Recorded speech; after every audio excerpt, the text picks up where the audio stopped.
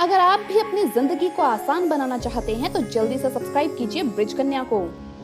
महाशिवरात्रि से पहले घर पर ले आएं ये 3 चीज, हर इच्छा होगी पूरी। इसी के साथ इस वीडियो में हम जानेंगे कि शिवरात्रि के दिन आपको कौन सी गलतियां नहीं करनी चाहिए और साथ ही मैं आपको बताऊंगी कि किस तरह से भगवान शिव को प्रसन्न करने के लिए आपको शिवरात्रि के दिन पूजा करनी चाहिए।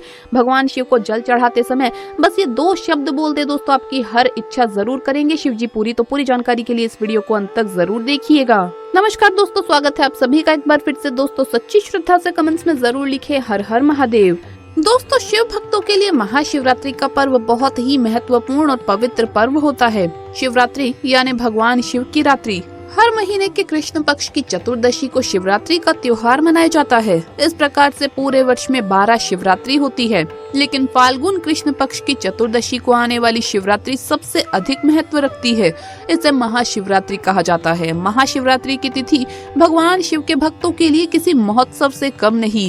इस दिन संपूर्ण भारत में भगवान शिव के मंदिरों से आराधना के स्वर सुनाई देते हैं और पूर्ण वातावरण शिवमय हो जाता है। स्त्री हो या पुरुष सभी बहुत ही उत्साह से शिव जी की पूजा आराधना करते हैं और व्रत रखते हैं। यूँ तो शिव जी बहुत ही संतुष्ट और संयमित रहने वाले भगवान है और बहुत ही छोटी छोटी बातों से प्रसन्न हो जाते हैं, लेकिन वो एक महायोगी तो है ही, साथ ही उन्हें हठ योगी भी कहा जाता है। उन्हें बहुत कम क्रोध आता है, लेकिन अगर उन्हें किसी बात पर क्रोध आता है तो फिर वो जल्दी शांत नहीं होते। शिव जी के क्रोध का सामना कई बार इस सृष्टि ने किया है और एक बार तो भगवान शिव के क्रोध में ये संपूर्ण संसार भी भस्म होने की कागार पर था। इसीलिए भगवान शिव जी सदैव ही ध्यान में रहते हैं और उनके ध्यान को भंग करने का साहस इस संसार में कोई भी नहीं कर सकता।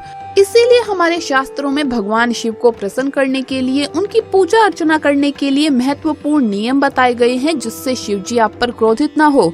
महाशिवरात्रि भी शिव जी का खास महत्वपूर्ण दिन है, तो अगर आप इस दिन भगवान शिव को प्रसन्न करना चाहते हैं तो महाशिवरात्रि आने से पहले अपने घर पर ये 3 चीजें अवश्य ही लेकर आएं। शिव जी आपको मनोवांछित फल अवश्य ही प्रदान करेंगे, क्योंकि स्वयं महादेव ने कहा था कि जो भी भक्त मेरी इन प्रिय वस्तुओं को महाशिवरात्रि के दिन अपने घर पर लाता है वो मेरी कृपा को प्राप्त करता है। तो चलिए सबसे पहले जान लेते हैं उन चीजों के बारे में जिन्हें हमें घर पर अवश्य ही लेकर आना चाहिए, और इसी के साथ हम जानेंगे कि महाशिवरात्रि के दिन आपको क्या गलती भूल से भी नहीं करनी चाहिए। लेकिन उससे पहले आपसे रिक्वेस्ट है कि वीडियो को लाइक करें, अपने दोस्तों के साथ शेयर करें, और अगर आपने अभी तक चैनल को सब्सक्राइब नहीं किया तो सब्सक्राइब करके बेल आइकन जरूर प्रेस कर लें। दोस्तों इस वर्ष महाशिवरात्रि 1 मार्च मंगलवार के दिन मनाई जाएगी। महाशिवरात्रि की अवधि 1 मार्च को प्रातः 3:16 से लेकर 2 मार्च के दिन 10 बजे तक रहेगी। इसीलिए आप महाशिवरात्रि आने से पहले ही या महाशिवरात्रि के दिन अपने घर पर ये चीजें अवश्य ही ले आइए। सबसे पहली चीज है पारद शिवलिंग। पारद शिवलिंग का वास्तुशास्त्र में और शिव पुराण में भी बहुत अधिक महत्व बताया गया है। महाशिवरात्रि आने से पहले आप पारद शिवलिंग लेकर आएं और उसे अपने घर की उत्तर दिशा में स्थापित करें। आपको जीवन में कभी भी धन धान्य की कमी नहीं होगी। दूसरी चीज रुद्राक्ष से बना तोरण। दोस्तों महाशिवरात्रि आने से पहले ही अपने द्वार पर पंचमुखी रुद्राक्ष से बना एक तोरण अवश्य लगाएं। इससे आपके घर में अधिकतम मात्रा में शिव शक्ति का प्रवेश होगा और आपका जीवन सुख समृद्धि से भर जाएगा। लेकिन अगर आप तोरण नहीं लाना चाहते हैं तो आप ऐसे में एक रुद्राक्ष ला करके अपने पूजा घर में तो कम से कम जरूर रखिए। दोस्तों तीसरी चीज है नंदी जी की मूर्ति। अगर आपके घर में शिवलिंग है लेकिन शिवलिंग के सामने नंदी जी ही नहीं है तो महाशिवरात्रि आने से पहले अपने घर पर एक नंदी जी की बैठी हुई छोटी सी मूर्ति अवश्य लेकर के आइए और उसे शिवलिंग के सामने स्थापित करें। दोस्तों नंदी जी को शिव जी का वाहन माना जाता है और नंदी जी भक्तों द्वारा कही गई सभी मनोकामना भगवान शिव जी तक पहुंचाते हैं। इसीलिए महाशिवरात्रि से पहले नंदी जी की चांदी की छोटी सी मूर्ति लेकर के आइए, और अगर आप चांदी की नहीं ला सकते हैं तो मिट्टी की मूर्ति लाना भी बहुत ही ज्यादा शुभ माना जाता है। मिट्टी की नंदी जी की छोटी सी मूर्ति लाइए और उसे अपने पूजा घर में स्थापित करें और नंदी के कान में अपनी मनोकामना अवश्य कहे। शिव जी आपकी हर इच्छा को अवश्य ही पूर्ण करेंगे। तो दोस्तों ये थी वो चीजें जो हमें महाशिवरात्रि आने से पहले अपने घर पर अवश्य लेकर आनी चाहिए। आइए अब जानते हैं शिव पूजा के दौरान आपको क्या गलतियां नहीं करनी चाहिए। नंबर 1, शिवलिंग की गलत परिक्रमा ना करें। भगवान शिव की आधी परिक्रमा लगाई जाती है। ध्यान रखें कि शिवलिंग के बाईं तरफ से परिक्रमा शुरू करनी चाहिए और जहां से भगवान को चढ़ाया हुआ जल बाहर निकलता है वहां से वापस लौट आएं। उसे कभी भी लांघना नहीं चाहिए। फिर विपरीत दिशा में जाकर जलाधारी के दूसरे सिरे तक आकर परिक्रमा पूरी करे। नंबर 2, प्रसाद चढ़ाते समय बरते सावधानी। शिवलिंग पर प्रसाद चढ़ाते समय इस बात का ध्यान रखें कि शिवलिंग के ऊपर प्रसाद ना रखें। माना जाता है कि शिवलिंग के ऊपर रखा गया प्रसाद ग्रहण करने योग्य नहीं होता, जिससे पूजा अधूरी मानी जाती है। नंबर 3, शिव की पूजा में शंख का प्रयोग नहीं होता। मान्यता है कि शिव की पूजा में शंख का प्रयोग अच्छा नहीं है। इसके पीछे की कहानी शंखचूड़ नामक दैत्य से जुड़ी है, जिसका शिव ने वध कर दिया था। शंख उसी राक्षस का अंश माना जाता है, इसीलिए भोले की पूजा में इसका इस्तेमाल ना करें। नंबर 4, अक्षत का प्रयोग सावधानी से करें। शिव की पूजा में अक्षत का प्रयोग जरूर किया जाता है, लेकिन इस बात का ध्यान रखें कि अक्षत टूटा हुआ ना हो। शास्त्र कहते हैं कि टूटा हुआ चावल अपूर्ण और अशुद्ध होता है, इसीलिए ये शिव जी को नहीं चढ़ाना चाहिए। तुलसी का प्रयोग भी आपको शिव पूजा में नहीं करना चाहिए। शिव जी की पूजा में तुलसी का प्रयोग कभी नहीं किया जाता।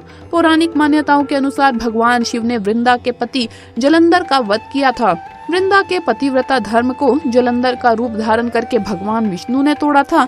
ये बात जानने पर वृंदा ने जहां आत्मदाह किया, वहां तुलसी का पौधा उग गया। वृंदा ने शिव पूजा में तुलसी के ना शामिल होने की बात कही थी। नंबर 5, केतकी का फूल। पौराणिक कथा के अनुसार केतकी के फूल को भगवान भोलेनाथ ने श्राप दिया था कि उनकी पूजा में कभी भी इसका इस्तेमाल नहीं किया जाएगा, क्योंकि केतकी के फूल ने ब्रह्मा जी के एक झूठ में उनका साथ दिया था। नंबर 6, हल्दी। भगवान शिव की पूजा में हल्दी का प्रयोग भी नहीं किया जाता। हल्दी का सौंदर्य प्रसाधन में इस्तेमाल किया जाता है और शिवलिंग पुरुषत्व का प्रतीक है दोस्तों, इसीलिए भोलेनाथ को हल्दी अर्पित नहीं की जाती। दोस्तों, इस दिन गाय को रोटी और गुड़ खिलाना भी बहुत ही ज्यादा शुभ माना जाता है। इससे आपको अक्षय पुण्य की प्राप्ति होती है। अगर आप गाय को केला खिलाते हैं तो इससे 33 करोड़ देवी देवताओं का आशीर्वाद आपको मिलता है। भगवान शिव की पूजा में सबसे जरूरी चीज है बेलपत्र, लेकिन भूल कर भी कटे फटे या खंडित बेलपत्र नहीं चढ़ाने चाहिए। शिवरात्रि के दिन शिवलिंग पर नारियल का पानी नहीं चढ़ाना चाहिए। शिव प्रतिमा पर नारियल चढ़ा सकते हैं, लेकिन नारियल का पानी नहीं। हल्दी और कुमकुम उत्पत्ति के प्रतीक है, इसीलिए पूजन में इनका प्रयोग नहीं करना चाहिए। भगवान शिव को चढ़ाए जाने वाले फूल बासी और मुरझाए हुए नहीं होने चाहिए। सबसे जरूरी और ध्यान में रखने की बात है कि अगर शिवरात्रि का उपवास रख रही हैं, तो आपको सुबह जल्दी उठकर स्नान कर लेना चाहिए और गर्म पानी से शरीर की सारी अशुद्धि दूर करनी चाहिए। नए वस्त्र पहनना जरूरी नहीं है, लेकिन साफ सुथरे कपड़े ही पहने। शिवरात्रि पर चावल, दाल और गेहूं से बने खाद्य पदार्थों से दूर रहना चाहिए। भक्तजनों को फल, दूध, चाय, कॉफी इत्यादि का सेवन करना चाहिए। महाशिवरात्रि के दिन शिव जी की आराधना के 3 प्रमुख अंग है: उपवास, पूजा और जागरण। इस दिन जल्दी जागकर नित्य कर्म से निर्वृत्त होकर भोलेनाथ के समक्ष उपवास का संकल्प करें। व्रत में पूरा दिन निराहार रहते हुए या फिर फलाहार करते हुए व्रत का पालन करें। पूरे विधि विधान से दिन में और रात्रि में शिव जी की पूजा करते रहें और रात्रि में भजन, कीर्तन, हवन करते हुए जागरण करें। शिव जी की पूजा में अन्य पूजा सामग्रियों के साथ शिव जी का अत्यंत प्रिय बेलपत्र, धतूरा, सफेद फूल, रुद्रमाला और विशेष रूप से भांग चढ़ाई जाती है तथा गंगा जल में दूध, दही, शहद, घी और गोमूत्र मिलाकर आपको भगवान शिव का अभिषेक करना चाहिए। इस तरह से किए गए अभिषेक को महाअभिषेक कहा जाता है। ऐसा करते हुए शिव चालीसा का पाठ करें या फिर ओम नमः शिवाय शिव जी के इस महाशक्तिशाली मंत्र का जप करें। कहा जाता है कि इस मंत्र का आविष्कार महाशिवरात्रि के दिन ही हुआ था, इसीलिए इस दिन इस मंत्र का जाप करने मात्र से व्यक्ति के सभी कष्ट दूर हो जाते हैं। तो दोस्तों, आपको ये वीडियो कैसा लगा हमें कमेंट्स में जरूर बताएं। इस वीडियो को लाइक करें, अपने दोस्तों के साथ शेयर करें और हमें सब्सक्राइब करना ना भूलें। जल्द मुलाकात होगी अगली वीडियो में। हर हर महादेव, जय महाकाल।